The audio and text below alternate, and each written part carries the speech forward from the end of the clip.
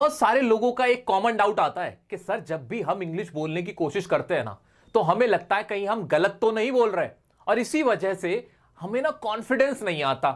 ऐसा जानते हो क्यों होता है? ऐसा इसलिए होता है क्योंकि तुम पहले हिंदी में सोचते हो, फिर उसे इंग्लिश में ट्रांसलेट करते हो और फिर तुम्हें डर लगता रहता है कि यार अब गड़बड़ हो गई है।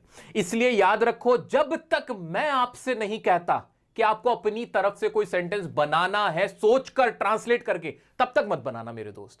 जिस क्लास में मैं कह दूं कि हां अब से बनाना शुरू कर दो, तब से ही बनाना है। इतने क्या करना है, जो बेसिक चीजें मैंने कही है ना, ये जो कॉमन सेंटेंसेस मैंने तुम्हें बोले हैं कि ऑर्डर कैसे देना है, हालचाल कैसे पूछना है, कब हाउ हैव यू बीन बोलना है, कब कैन आई गेट सम बोलना है, कब would you like some help ऐसे बोलना है, ये सब तुम्हें एकदम जिसे कहते हैं ना तुम्हारे अंदर घुला हुआ होना चाहिए। इसे तो पी जाओ। अगर मैं एक सेकंड में बोलूं ना, एक मिनट बोल के दिखाओ, एकदम से जवाब आना चाहिए। कैन आई गेट सम, एकदम ऐसे होना चाहिए। How have you been, how are you doing, ऐसे होना चाहिए। ये मुंह पे एकदम लेके आ जाओ। इसमें तो फिर डाउट नहीं आएगा ना, इसमें तो डर नहीं लगेगा। क्यों? ये तो मैंने सिखाया तुम्हें, इसमें तो कोई ग्रामर की गलती नहीं है, इसमें तो सब कुछ बढ़िया ही बढ़िया है। इतना कर रहे हो ना, इतना कर लो, मेरे ऊपर बाकी काम छोड़ दो।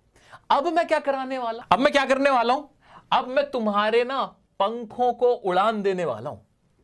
मैंने आप सबके सामने यहां कुछ सेंटेंसेस या कुछ फ्रेजेस लिखे हुए हैं, आज ही लिखे हुए हैं।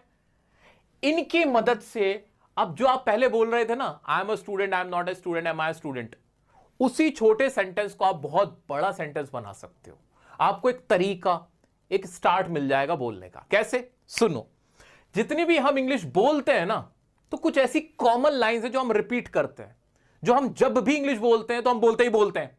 और ये ना कहीं लिखा हुआ नहीं है, ये मेरी जितनी आज तक की जिंदगी है ना, मैंने उसमें जो नोटिस किया लोगों को कि जब वो स्पोकन कर रहे होते हैं, जब वो स्पीकिंग कर रहे होते हैं इंग्लिश, तब वो क्या बोल रहे होते हैं, मैंने वो नोटिस करते हुए तुम्हारे सामने कुछ निकाल के रखे, कुछ सेंटेंस। जैसे बहुत सारे लोग ऐसे बोलते हैं, आई डोंट थिंक, ये हमेशा बोला जा सकता है, I don't think he is honest, I don't think he is angry, I don't think she is beautiful, I don't think he is handsome.